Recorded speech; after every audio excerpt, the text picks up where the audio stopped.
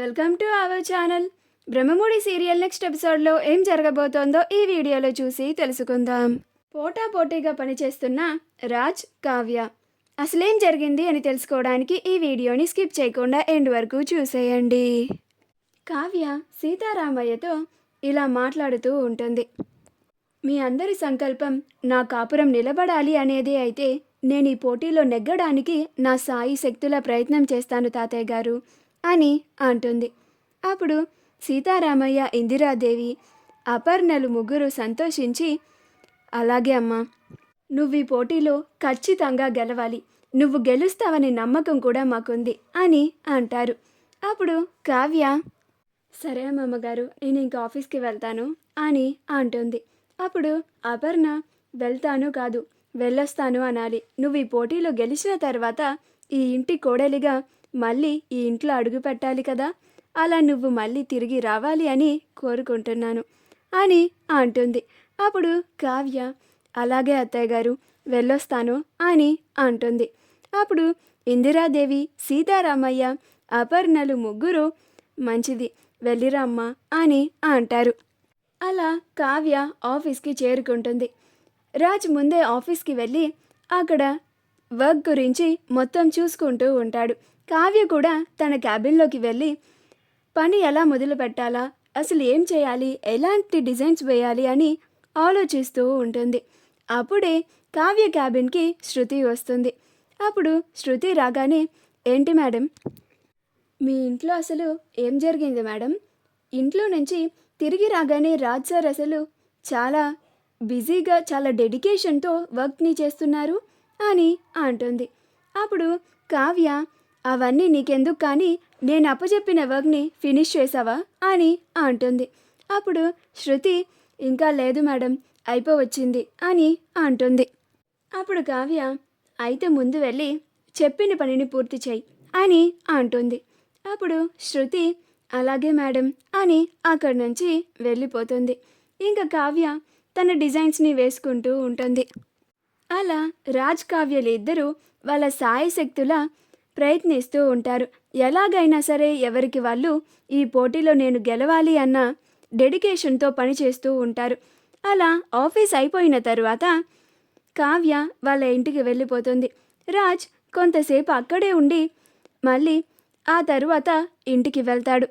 మరుసటి రోజు రాజ్ చార్ట్స్ని, A4 షీట్స్ని, పెన్స్ని తీసుకొస్తూ ఉంటాడు. రాజ్తో పాటు రాజ్ వెనకాల సెక్యూరిటీ కూడా మరికొన్ని మోసుకొస్తూ ఉంటాడు. అలా రాజ్ అవన్నీ తీసుకొని వచ్చి తన క్యాబిన్లో పెట్టుకొని వర్క్ చేసుకుంటూ ఉంటాడు. కాసేపటికి కావ్య ఆఫీస్కి వస్తుంది.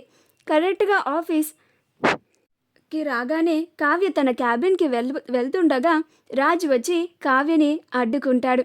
అప్పుడు కావ్య, ఏంటండి, పొద్దున్నే నా ఫేస్ని చూస్తే కలిసొస్తుంది అని అనుకుంటున్నారా? అందుకని ఇలా నేను నా క్యాబిన్లోకి వెళ్తుండగా వెళ్ళనివ్వకుండా అడ్డుకున్నారు అని అంటుంది.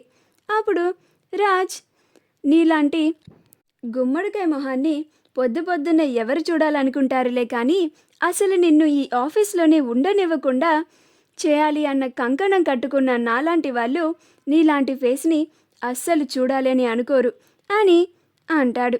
అప్పుడు శృతి, గుమ్మడికాయ ఫేసా? మేడం గారి ఫేస్ అంతా బాగుంటే గుమ్మడికాయ ఫేస్ అంటారేంటి సార్ అని అంటుంది. అప్పుడు రాజ్, అంటాను, ముమ్మాటికి అంటాను, ఇంకా నయ్యం, మీ మేడం గారి ఫేస్ని కేవలం గుమ్మడికాయ అనే అన్నాను, ఇంకేం అనలేదు అని అంటాడు. అప్పుడు కావ్య, నా ఫేస్ గుమ్మడికాయ ఫేసా? ఈ ఫేసే మీకు బూత్ బంగ్లాలో తలకాయలాగా కనిపించిందిలేండి అని అంటుంది. ఆ మాటకి రాజ్ ఆశ్చర్యపోతాడు. ఇదేంటి బూత్ బంగ్లా విషయం తీసుకొస్తుంది అని అన్నట్లుగా చూస్తూ ఉంటాడు. అప్పుడు శృతి, బూత్ బంగ్లా ఏంటి మేడం, అసలు మీరిద్దరూ ఏం మాట్లాడుకుంటున్నారు, నాకేం అర్థం కావడం లేదు అని అంటుంది. అప్పుడు కావ్య, ఓ శృతి, నీకు బూత్ బంగ్లా గురించి తెలియదు కదూ, నీకు ఆ స్టోరీ ఇప్పుడే చెప్తాను విను.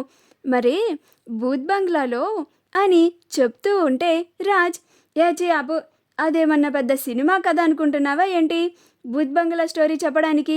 అయినా శృతి, నీకెందుకు మతిలేని దానిలాగా ప్రతి దాంట్లో దూరి నాకు కావాలి అన్నట్లుగా అడుగుతూ ఉంటావు అని అంటాడు. అప్పుడు కావ్య తప్పేముందండి, తెలుసుకోనివ్వండి అని అంటుంది. అప్పుడు రాజ్ ఏంటి తెలుసుకునేది, ముందు వెళ్ళి శృతి నీ వర్క్ని పూర్తి చేసుకోపో అని అంటాడు. అప్పుడు శృతి అలాగే సార్ అని అక్కడి నుంచి వెళ్ళిపోతూ ఉంటే కావ్య ఏ శృతి ఎందుకు వెళ్తున్నావు, నీకు స్టోరీ చెప్పొద్దా అని అంటుంది. అప్పుడు శృతి వద్దులేండి మేడం, ఇక్కడే ఉండి కాసేపు మీతో మాట్లాడితే సార్ నన్ను కొట్టినా కొట్టేలా ఉన్నారు, నాకేమీ ఆ స్టోరీ వినాలని లేదులేండి మేడం, నేను ఇక్కడి నుంచి వెళ్ళిపోయిన వర్క్ని ఫినిష్ చేసుకుంటాను అని అక్కడి నుంచి వెళ్ళిపోతుంది. అప్పుడు కావ్య నవ్వుకుంటూ ఉంటుంది. అప్పుడు శృతి వెళ్ళిపోగానే రాజ్ నీకు అసలు బుద్ధుందా, శృతి ముందు బుద్బంగ్లా విషయం ఎందుకు ఎత్తుతున్నావు అని అంటాడు. అప్పుడు కావ్య మరి నిజమే కదండి, మీరప్పుడు బుద్బంగ్లాలో ఈ మొహంతోనే కదా ఉంది అని అంటుంది. అప్పుడు రాజ్ అసలైన ఆ విషయాలన్నీ ఇప్పుడు ఎందుకు తీసుకొస్తున్నావు, వెళ్ళి నీ పని నువ్వు చూసుకో, నా పని నేను చూసుకుంటాను అని అంటాడు. అప్పుడు కావ్య నేను నా పని చేసుకోవడానికే వచ్చాను, మీరే ఇలా పొద్దున్నే వచ్చి నన్ను అడ్డుకొని ఇలా మాట్లాడుతున్నారు అని అంటుంది. అప్పుడు రాజ్ అక్కడి నుంచి వెళ్ళిపోతాడు. అలా కావ్య తన క్యాబిన్లోకి వెళ్ళి డిజైన్స్ని వేసుకుంటూ ఉంటుంది. రాజ్ కూడా చాలా కష్టపడి తన బుర్ర చినిగిపోయేలాగా తను మతిపోయేంతలా ఆలోచించి ఎలాగైనా ఆ కళావతిని బీట్ చేయాలి అని డిజైన్స్ని వేస్తూ ఉంటాడు. అలా కొన్ని డిజైన్స్ సరిగ్గా రాకపోవడంతో ఆ పేపర్స్ అన్నిటినీ చించేసి తన క్యాబిన్లో చెల్లాచెదురుగా పడేస్తూ ఉంటాడు. అలా రాజ్ కష్టపడి డిజైన్స్ని వేస్తూ ఉంటాడు. కావ్య కూడా డిజైన్స్ని వేస్తూ ఉంటుంది. రుద్రాని రాహుల్తో ఇలా మాట్లాడుతూ ఉంటుంది. ఈ ఇంట్లో వాళ్ళు ఆ కావ్యని మళ్ళీ ఇంటికి తీసుకురావాలని ప్రయత్నిస్తూ ఉన్నారు, ఎలాగైనా సరే ఈ పోటీలో ఆ కావ్యని గెలవనివ్వకుండా ఆ కావ్య మళ్ళీ తిరిగి ఈ ఇంటికి రాకుండా ఏదో ఒకటి చేయాలి అని ఆలోచిస్తూ ఉంటుంది. అప్పుడు రాహుల్ అది నీ వల్ల కాదు మమ్మీ అని అంటాడు. అప్పుడు రుద్రాని నువ్వు అసలు నా కొడుకువేనారా, ఇలా మాట్లాడుతున్నావేంటిరా, ఏదో ఒకటి చేయాల్సింది నువ్వే అని అంటుంది. అప్పుడు రాహుల్ ఆశ్చర్యపోయి నేనేం చేయగలను మమ్మీ, పైగా నేనిప్పుడు ఆఫీస్కి కూడా వెళ్ళడం లేదు కదా అని అంటాడు. అప్పుడు రుద్రాని మన ఆఫీస్లో మనకి అనుచరుల్లాగా ఎవరో ఒకరిని పెట్టమన్నాను కదా, వాళ్ళకి ఫోన్ చేసి ఆఫీస్లో ఏం జరుగుతుందో అది కనుక్కో ముందు అని అంటుంది. మా వీడియో కనుక మీకు నచ్చినట్లయితే లైక్ చేయండి, షేర్ చేయండి, మా ఛానల్ని సబ్స్క్రైబ్ చేసుకోండి, పక్కనే ఉన్న బెల్ ఐకాన్ని క్లిక్ చేయడం మాత్రం మర్చిపోకండి.